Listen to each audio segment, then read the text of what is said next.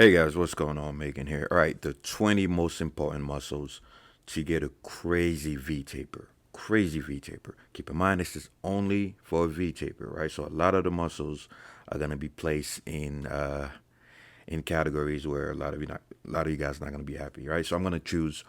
You must train this, so that's mandatory. You should train this. That's gonna help the V taper.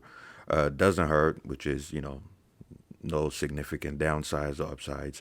Waste of time. If a muscle goes here, that means you're pretty much wasting your time. Again, assuming your goal is the V taper.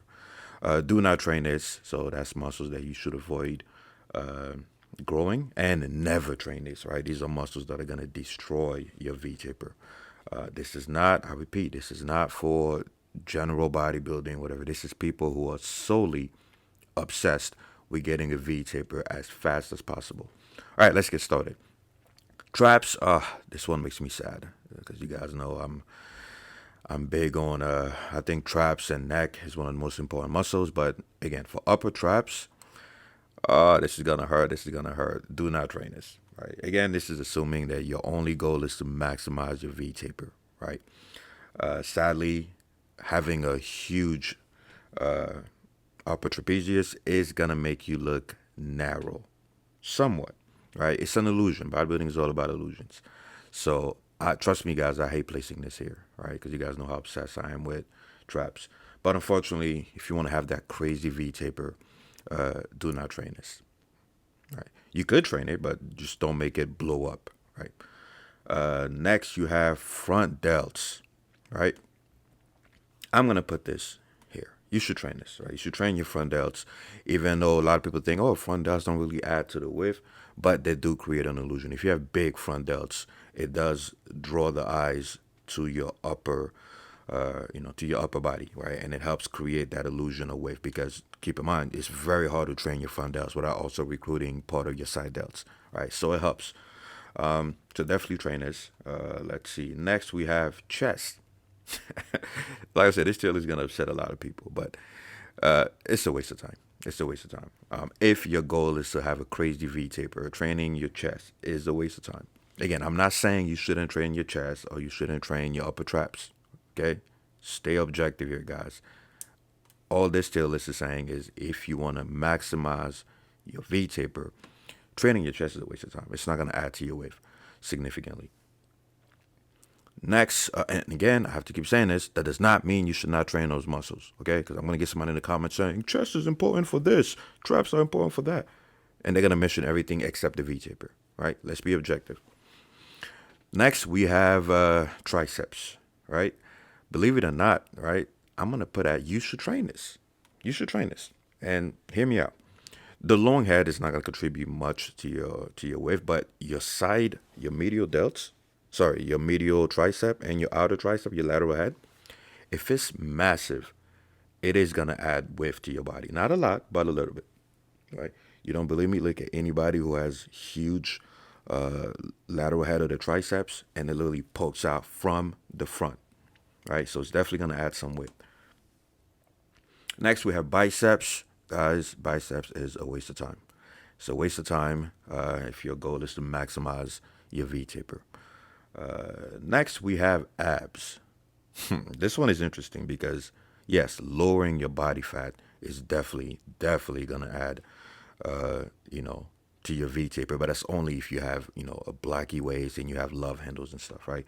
But as far as hypertrophying the ab muscles, making your abs blocky and muscular from the front, it's a waste of time, right? It's not gonna do anything to your V taper. Now, if you're referring to losing body fat, right, around your midsection, then that's a must, right? So it depends on how you guys want to interpret this, right? So as far as growing your abs, that's not gonna do shit for your V taper. But as far as losing body fat around your midsection, so that your abs are more visible, then obviously it's a must. So I'm gonna put this at doesn't hurt because it's in between, and it really depends on how you want to interpret this. All right. Next we have your lats. Oh boy, training your lats. This goes in. You must train this. You absolutely must train this, right? And that includes both, right? Upper lats, lower lats. The wider your lats, the wider your back, the crazier, the more pronounced your V taper is gonna look, right? So this is non-negotiable. You want to have a crazy V taper. In fact, over 90% of your V tapers are gonna be your back anyway, right? So this is a must, easy one. Back thickness. So that's your mid traps, your rhomboids, your do I have spinal? Yeah, I have spinal rectors here. So yeah, so just your mid traps and your rhomboids. This is actually a waste of time. It's not gonna do much. And again, I hate this tier list because you guys know some of my favorite muscles are all down here because they don't really play a role in a V taper. So mid back, as far as back thickness, right? So your mid and lower traps, yeah, that's not gonna do anything for your V taper. It's common sense, right? It doesn't add to your width. Next, you have, oh boy, your quads, right? Especially your vastus lateralis, right? Your outer quads. Woo, I'm gonna get so much hate for this, but this is between do not train this and never train this, right? I want to put in never train. In fact, never train this. I know. I'm gonna get so much hate, but again, let's be objective, guys. Some people out there just want a crazy V taper. They don't care about athleticism and looking intimidating or being powerful, learning how to fight, blah blah blah.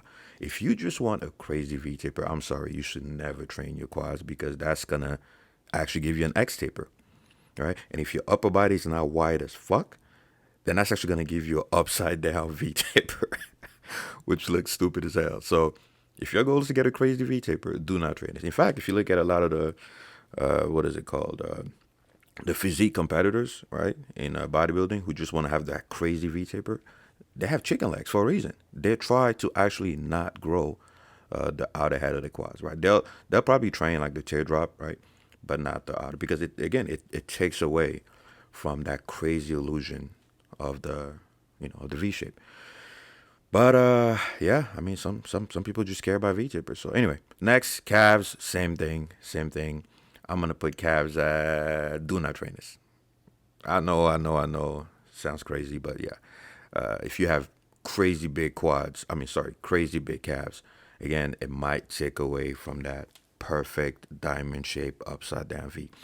Long story short, if you want to have a V taper, you gotta look like Johnny Bravo, right? Chicken legs and crazy wide shoulders and back. Next, we have hamstrings. Okay, training your hamstrings. I'm gonna put that at.